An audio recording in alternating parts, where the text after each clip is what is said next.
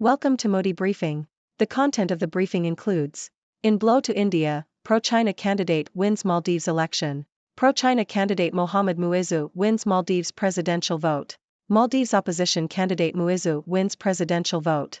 Modi's Hindu nationalism stokes tension in Indian diaspora. Watch your back, Sikh diaspora fears for safety after killing of separatist. In blow to India, pro-China candidate wins Maldives election. Washington Post.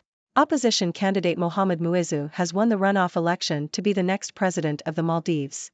Muizzu received 54% of the votes cast, compared to 46% for incumbent Ibrahim Mohamed Soli.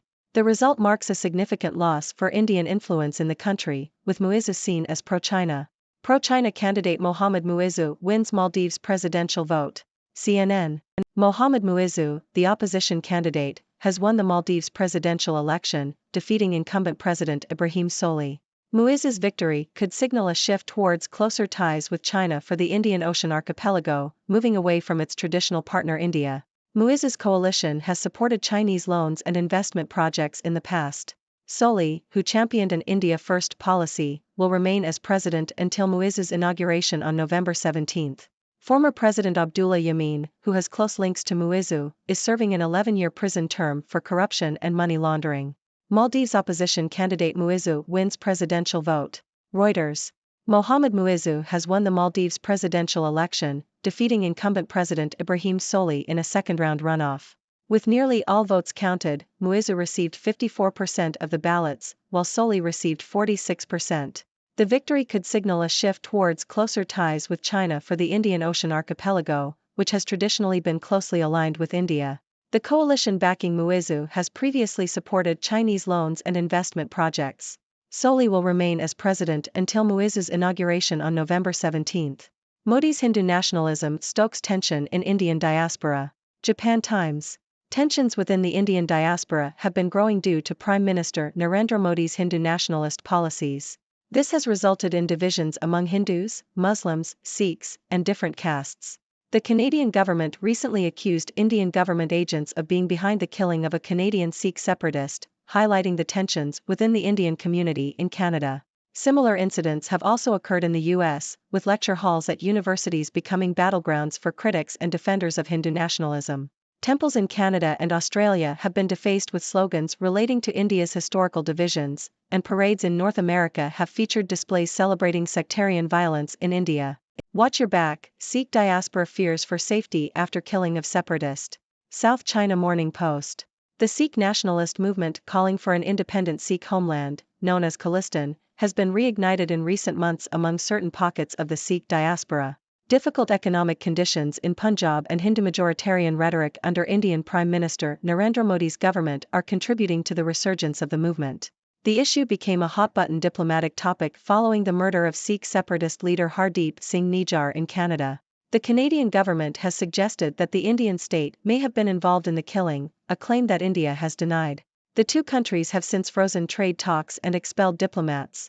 The Sikh population in Canada is the largest outside of India, and the Khalistan issue has intermittently soured relations between the two countries. The movement has gained traction in recent years, particularly among young Sikhs who closely follow events in Punjab. The movement has also been fueled by the perceived targeting of minority communities under Modi's government. Experts argue that tensions within India are spilling over into diaspora communities, particularly in countries such as Canada and the UK, where there are large Sikh populations. Ladies and gentlemen, I am Dr. Six, your resident observer from the sixth dimension, bringing you the latest news from around the world. Today, we have two stories that highlight the shifting dynamics in the Indian Ocean region. First, in a blow to India, the pro-China candidate Mohamed Muizzu has won the runoff election to become the next president of the Maldives. This marks a significant loss for India, as Muizzu is seen as pro-China and could signal a shift towards closer ties with the Asian giant for the Indian Ocean archipelago. Second, tensions within the Indian diaspora have been growing due to Prime Minister Narendra Modi's Hindu nationalist policies. This has resulted in divisions among Hindus, Muslims, Sikhs, and different castes. The recent killing of a Canadian Sikh separatist has further highlighted these tensions, with the Canadian government accusing Indian government agents of being behind the murder. Now, let's delve deeper into these stories. In the case of the Maldives, India has traditionally held significant influence over the island nation. However, Muizzu's victory suggests a shifting balance of power in the region, with China making inroads into what was once considered India's backyard. This could have implications for regional politics and security dynamics, as both India and China vie for influence in the Indian Ocean. Turning our attention to the tensions within the Indian diaspora, it is clear that Modi's Hindu nationalist policies have created divisions among different religious and caste groups. The resurgence of the Sikh nationalist movement, known as Khalistan, is just one example of the growing dissatisfaction within the diaspora. Difficult economic conditions in Punjab and perceived targeting of minority communities under Modi's government have fueled the movement. These tensions are not just confined to India, but have spilled over into diaspora communities, particularly in countries like Canada and the UK, where there are large Sikh populations. The recent killing of a Sikh separatist leader has further exacerbated these tensions, leading to strained relations between Canada and India. In conclusion, these two stories highlight the changing dynamics in the Indian Ocean region and the growing tensions within the Indian diaspora. It will be interesting to see how these developments unfold and what implications they have for regional politics and international relations. And now, it's your turn, dear viewers. What are your thoughts on these stories? Do you have any questions or insights to share? Let's open the floor to discussion. Thank you for tuning in. The content above showcases the latest briefing reports and analytical synopses, thoughtfully curated by the 6Do team. These insights stem from a wide array of reputable media outlets, think tanks, government sources, and specialized experts worldwide. We encourage you to explore these sources for a comprehensive perspective. Keep in mind that while the content may not always align with the official standpoint of 6Do Brief, it's not meant to be taken as absolute directives for decision-making. Comprising seasoned media professionals, learned scholars, and accomplished scientists, the 6Do team embodies a trailblazing, fully independent media entity.